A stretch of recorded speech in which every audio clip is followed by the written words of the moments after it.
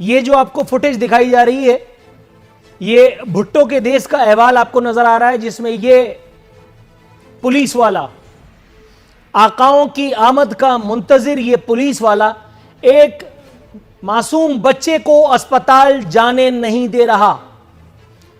Set पे आके बैठा हूं तो मेरे हाथ में ये खबर थमाई गई है जो ये बता रही है कि सीएम सिंध की आमद पर पुलिस की जानिब से लॉकडाउन सख्त किया गया, यहां तक कि बीमार बच्चे और उसके इस वालिद को अस्पताल जाने की इजाजत भी नहीं दी गई। इस बच्चे के नाकिबत अंदेश वालिद को यह नहीं पता था कि इसके बच्चे और इसके पूरे मोहल्ले के बच्चों की जिंदगियां उस एक सीएम सिंध की जिंदगी से कहीं ज्यादा अर्जा हैं कि जो इस वक्त उस एक अनदेखी बीमारी को फतह करने चला है जिस पर यूरोप फतह नहीं पा सका। मैं हुकूमत पाकिस्तान से, मुख्तदर तरीन इदारों से यह अपील करता हूं कि आप इस एक नाकिबत अंदेश वालिद, इसके बच्चे, उसकी मां, इन तीनों के खिलाफ ऐसी सख्त से सख्त कार्रवाई करें कि आइंदा इस मुल्क में कोई बीमार होने की कतई जुर्रत ना करे। इन लोगों की इतनी हिम्मत हो गई कि वजीर आला सिंध के रास्ते में रुकावट बन करके खड़े हो गए। यही सब काम वजीर आला शहबाज शरीफ जब थे उस वक्त भी हमने देखा। वज़राए आला तब्दील होते रहे मुख्तलिफ सूबों के, नहीं तब्दील हुई तो यह सूरत हाल। वजीराबाद का अहवाल आपको बताऊं, यह था भुट्टो के देश लाड़काना का अहवाल। वजीराबाद में पुलिस वाले इस हद तक संगदिली पर आमादा थे कि एक नौमौलूद बच्चे को, जिसे ऑक्सीजन की अशद जरूरत थी, डबल सवारी पे होने की वजह से उसके बाप को उतार लिया और उस बाप बीमार बच्चे को उसको लेकर करके पुलिस मोबाइल में वो घुमाते रहे। फिर अस्पताल जाने के बजाय उन्हें हवालात ले जाकर के लॉकअप कर दिया गया। और उसके कहीं बाद जब ये बच्चा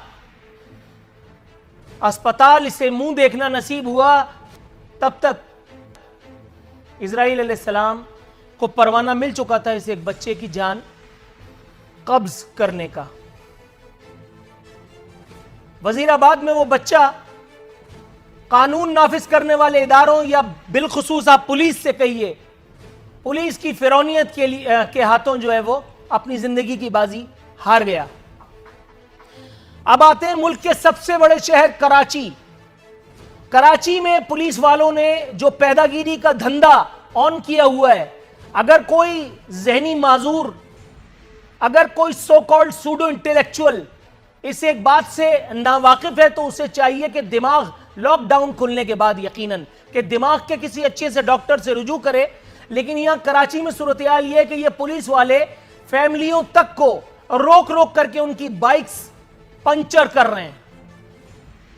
बाइक्स की जो है वो पंक्चर की जा रही हैं, फैमिलियों को उनकी औकात बता रहे हैं ये पुलिस वाले, और सिर्फ इसलिए क्योंकि यहां सिंध सरकार का एक मुंह चढ़ा आदमी आईजी लग करके आया है। ये देखिए आप, कितना संगीन जुर्म।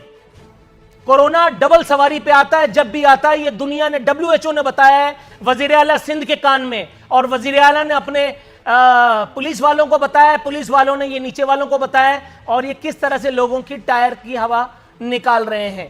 इस तरह से हम कोरोना पर फतह पाएंगे इंशाअल्लाह ताला इस एक सूबे में।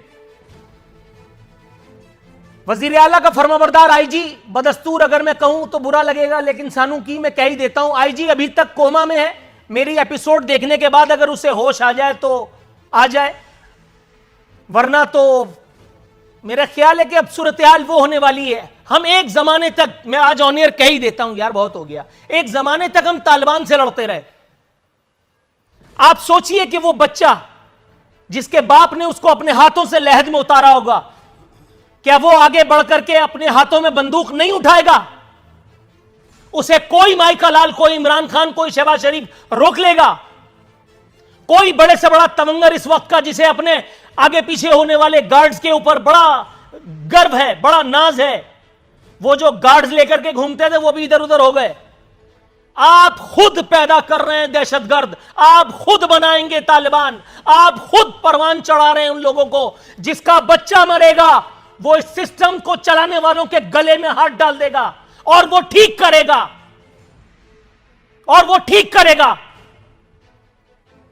मजाक बनाया हुआ है आपने लॉकडाउन के नाम पर, आप लोगों को बेवकूफ बना रहे हैं, और इस कार्य खैर में, इस जुर्म में बराबर का शरीक है ये मीडिया।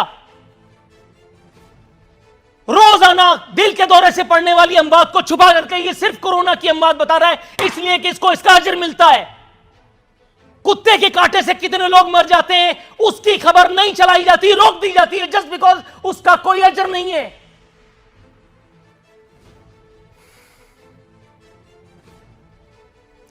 वजीर आजम ने आंसू बहाए हैं, लेकिन वजीर आजम और उनके आंसू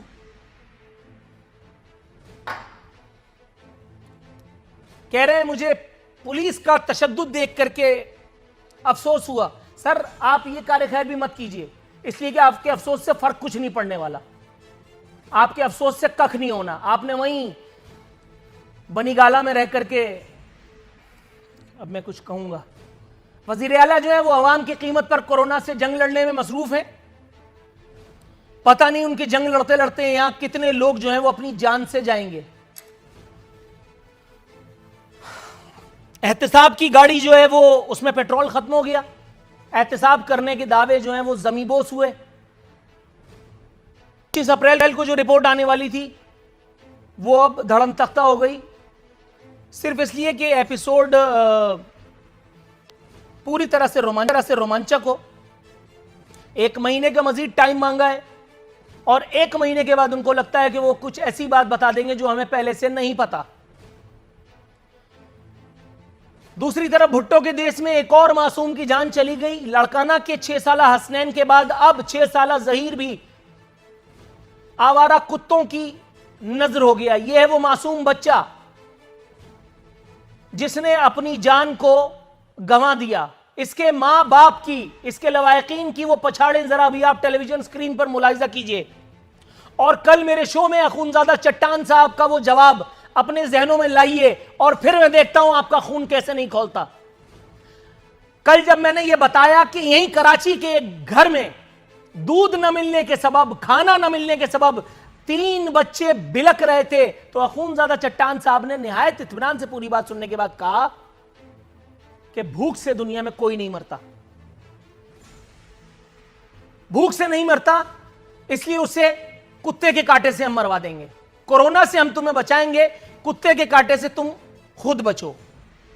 अजरा पेचूहू साहिबा का वो बयान अपने जहन में लाइए, और फिर मैं देखता हूं कि आपका खून आपकी रगों से कैसे नहीं बाहर आ जाता, जिसमें उन्होंने कहा था कि अपने बच्चों को कुत्तों को पत्थर मारने से रोकें। आप आसफा भुट्टो का वो ट्वीट अपने जहन में लाइए जिसमें उन्होंने कुत्तों के मारे जाने पर कोहराम मचाया था।